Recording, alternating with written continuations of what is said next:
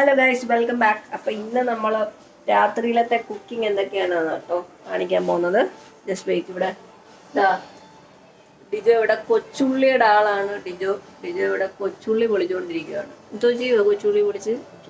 ഫ്രിഡ്ജിൽ വെക്കാൻ പോവാ, ഇല്ലെങ്കിൽ ഇത് കേടായി പോകും. ഞാനിവിടെ എന്തെങ്കിലും കിച്ചണിൽ ചെയ്യുമ്പം ഇവിടെ ഇരിക്കുന്ന കൊച്ചുള്ളിയും വലിയുള്ളിയും എല്ലാം തൊലി പൊളിച്ച് സഹായിക്കുന്ന ജോലിയാണ് കുക്കിക്ക്. അവർക്ക് എല്ലാത്തിൻ്റെയും തൊലി അങ്ങ് പൊളിക്കണം. അങ്ങനെ ഒരു സഹായം എനിക്കുണ്ട്. അപ്പം ഇപ്പം നമ്മൾ എന്തൊക്കെയാണ് ചെയ്യുന്നതെന്ന് ജസ്റ്റ് ഒന്ന് കാണിക്കാം.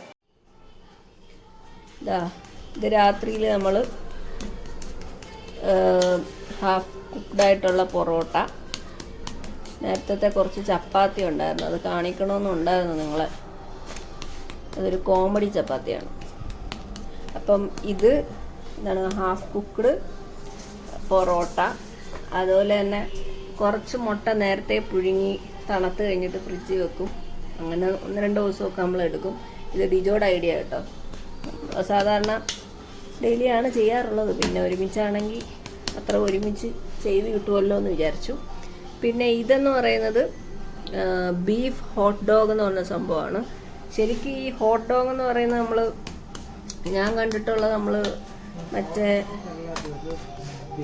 ബണ്ണിനകത്ത് വെച്ച് കൊടുക്കുമ്പോൾ പറയുന്ന സാധനമാണ് ഹോട്ട് ഡോഗ്, അല്ലെങ്കിൽ അത് സോസേജ് ആണ്.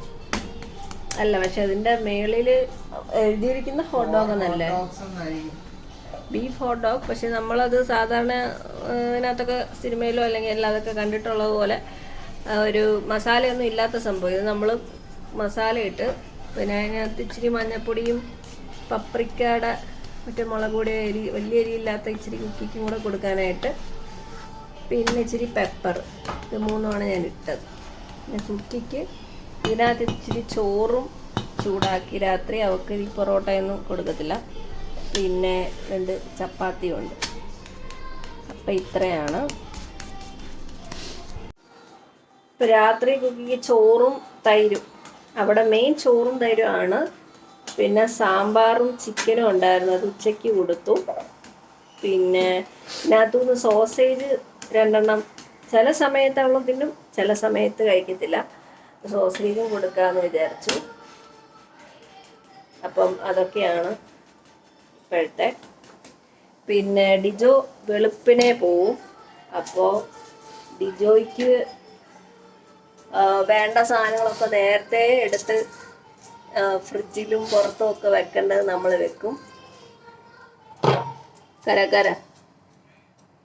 കരഞ്ഞെന്തെങ്കിലും മാപ്പ് പറയാനുണ്ടോ എൻ്റെ അടുത്ത്? പിന്നെ ഡിജോ ആണെങ്കിൽ വെളുപ്പിനെ പോവും ഇവിടുന്ന്. അപ്പോൾ രാവിലത്തെ ഫുഡ് ഇപ്പം നാളെ രാവിലത്തേക്ക് ഉദ്ദേശിക്കുന്നത്, ഇപ്പോൾ 2-3 പാക്കറ്റ് ഈ ഹാഫ് പൊറോട്ടയുടെ ഓഫറിന് വാങ്ങിച്ചു, റേറ്റ് കുറവുള്ളതുകൊണ്ട്. അപ്പം അതിൻ്റെ 2 പൊറോട്ടയും, അപ്പം അത് കാസറോളി വെക്കും.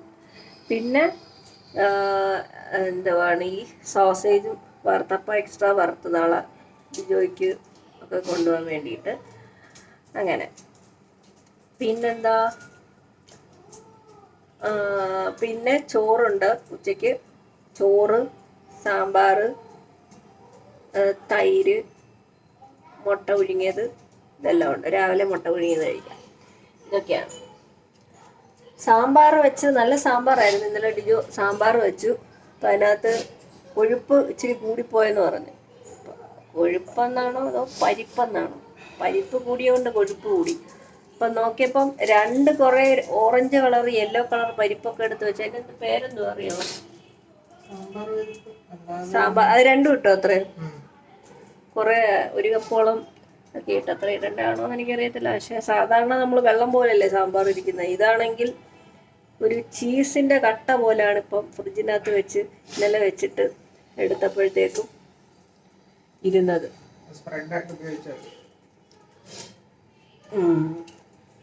അപ്പം അതൊക്കെയാണ് നമ്മുടെ ഇപ്പോഴത്തെ രാത്രിയിലത്തെ കുക്കിംഗ് സംഭവങ്ങൾ. പുറത്ത് കുക്കി ടിവിയും കണ്ടുകൊണ്ടിരിക്കുകയാണ്, കാർട്ടൂണും കണ്ടുകൊണ്ട്. അപ്പം നമുക്ക് കുറച്ച് സമയം കിട്ടി. അതാണ് നമ്മൾ 2 പേരും ഒരുമിച്ച് കിച്ചണിൽ ഇരിക്കുന്നത്. പിന്നെ എന്തെങ്കിലും എന്നെപ്പറ്റി നല്ല വർത്തമാനം എന്തെങ്കിലും പറയാനുണ്ടോ? എൻ്റെ അടുത്ത് നീ എപ്പോഴും ചീത്ത പറഞ്ഞോണ്ടിരിക്കുന്നുണ്ടാണോ? അല്ല, എന്നെ പറ്റി എന്തെങ്കിലും നല്ല കാര്യം പറയാനുണ്ടോ ആൾക്കാരുടെ? അതിന്റെ അർത്ഥം എന്തോ ജിൻസി? എന്നെ പറ്റി പൊക്കി പറയാൻ. അപ്പൊ നീ പൊക്കി പറയാനും മാത്രം എന്തെങ്കിലും ഉണ്ടാക്കണം എന്നാണോ അതോ ഇങ്ങനെ കണ്ടുപിടിച്ച് പറയണം എന്നാണോ?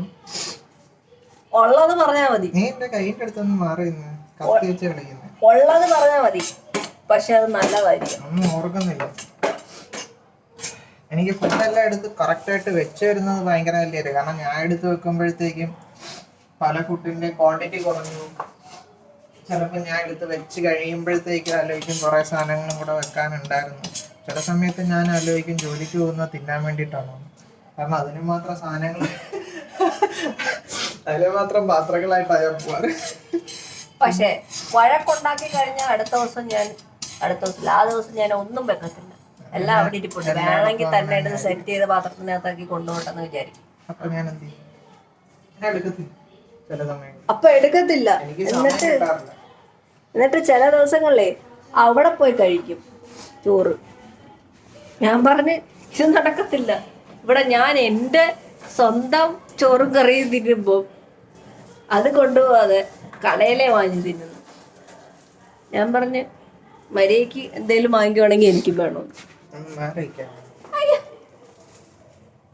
പിന്നെ അത് മാത്രമല്ല, ഞാൻ വരുന്നതിന് മുന്നേ ഇത്രയും ഒരു ഭർത്താവിന്റെ ഹെൽത്ത് നോക്കാൻ വേണ്ടി ഇവിടെ ആരെങ്കിലും ഉണ്ടായിരുന്നു? പക്ഷെ ഇത്രയും ഫുഡൊക്കെ correct, carbohydrate, calcium, fruits, vegetables, ഇന്നത് തിന്നണം, മീന്, അത് ചിക്കന് മാറി മാറി തിന്നണമെന്ന് പറഞ്ഞു തരാനും എല്ലാം ഇവിടെ ആരെങ്കിലും ഉണ്ടായിരുന്നു. അങ്ങനെ ഇതൊക്കെയാണ് കേട്ടോ ഇന്ന് രാത്രി കഴിക്കാൻ പോകുന്നത്. അപ്പോൾ ഇത് 2 പൊറോട്ട ഹാഫ് കുക്ക്ഡ് ആയിട്ടുള്ളായിരുന്നു, പിന്നെ ഒരു തന്തൂരി ഡിപ്പിൻ്റെ ഒരു സംഭവം, ഒരു സോസ്, നോർമൽ കെച്ചപ്പ്, ഇതാണ് സോസേജ് 3.5 പകുതി എനിക്കും ഡിജോയ്ക്കും. പിന്നെ ഈ കുക്കുംബർ, നോർമൽ കുക്കുംബർ, ഇത് ഉപ്പിലിട്ട കുക്കുംബർ, ഇത് ഗ്രേപ്സ്. ഇത്രയാണേ. ഇതൊക്കെ തന്നെയാണ് ഡിജോയും തിന്നുന്നത്. പക്ഷെ ഡിജോ ആണെങ്കിൽ ഡിജോ ചുട്ടല്ല കുഴച്ച് പരത്തി ഞാൻ ചുട്ട ചപ്പാത്തി. ആദ്യത്തെ കുറച്ച് പപ്പടം പോലെ ആയിപ്പോയി. പക്ഷെ ആദ്യത്തെ കുറച്ച് എടുക്കാൻ വേണ്ടിയായിരുന്നു ഞാൻ ഇവിടെ ഇരുന്ന. പപ്പടം പോലെ ഇങ്ങനെ പൊടിഞ്ഞ് കിടക്കുമായിരുന്നു. പിന്നെ അത് സ്റ്റീം ചെയ്തെടുത്ത് ആ ഒരു സംഭവം. ഇതാണ് ഡിജോ തിന്നുകൊണ്ടിരിക്കുന്നത്.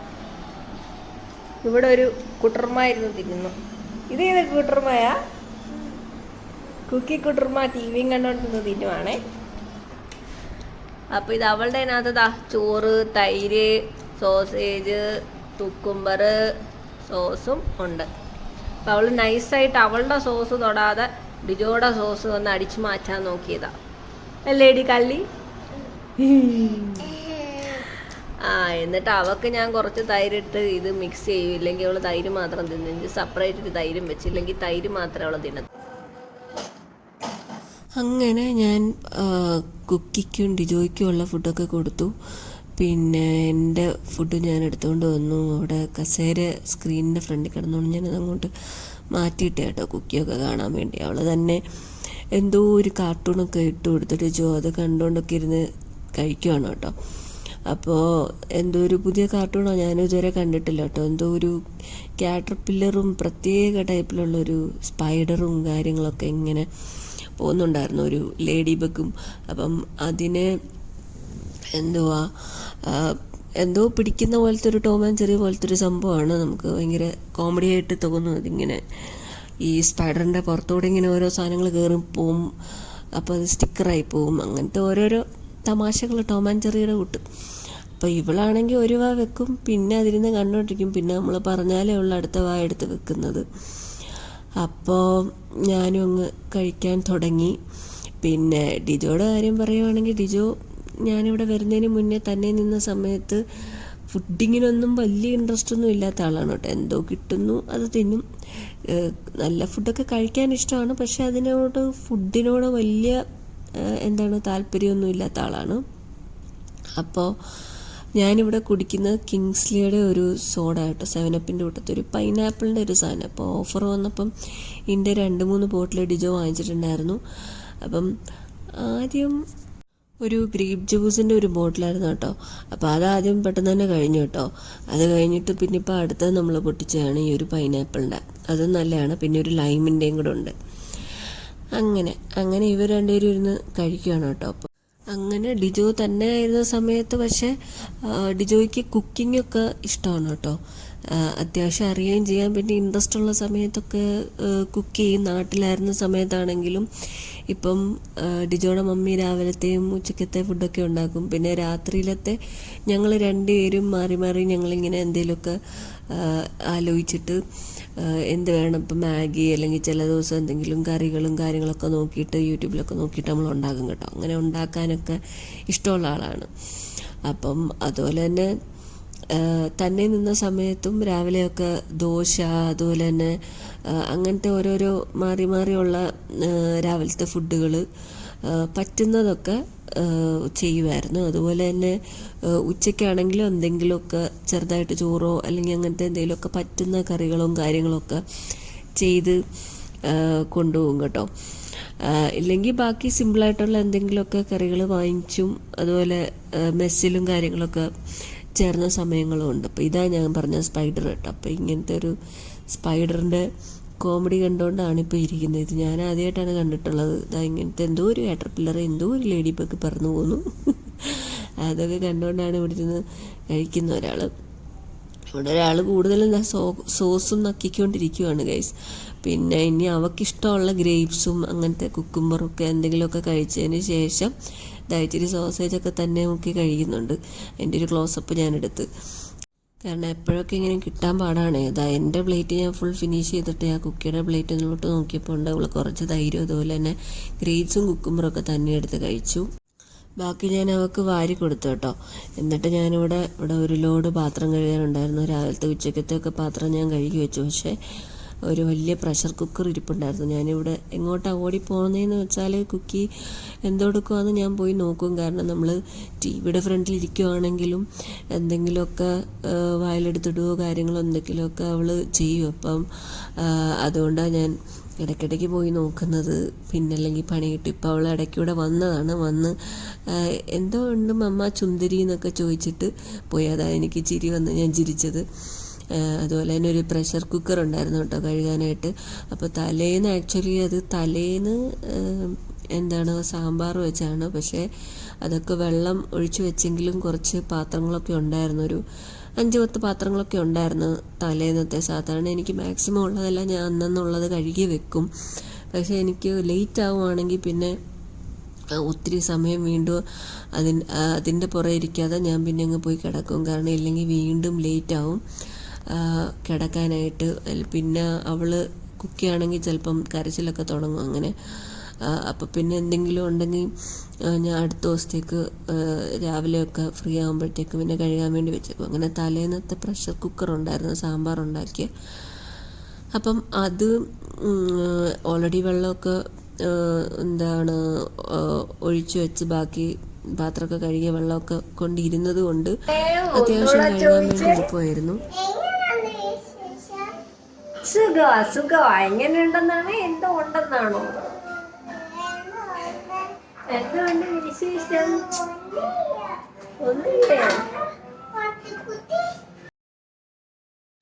അങ്ങനെ അവൾ ഇങ്ങോട്ട് വന്ന് എന്നെ നോക്കാൻ വന്നതാണ് കേട്ടോ. അങ്ങനെ ഇതൊക്കെയാണ് നമ്മുടെ രാത്രിയിലത്തെ വിശേഷം. നിങ്ങൾക്ക് ഇഷ്ടപ്പെട്ടെന്ന് വിചാരിക്കുന്നു. അപ്പോൾ എല്ലാവരും ലൈക്ക് ചെയ്യുക, ഷെയർ ചെയ്യുക, സബ്സ്ക്രൈബ് ചെയ്യുക. ഇനിയും കൂടുതൽ വീഡിയോസായിട്ട് വരുന്നതായിരിക്കും. ഒരാൾ ഫോണും കൊണ്ട് ഓടുന്നു ഗൈസ്. അപ്പോൾ എല്ലായിടത്തും ബൈ.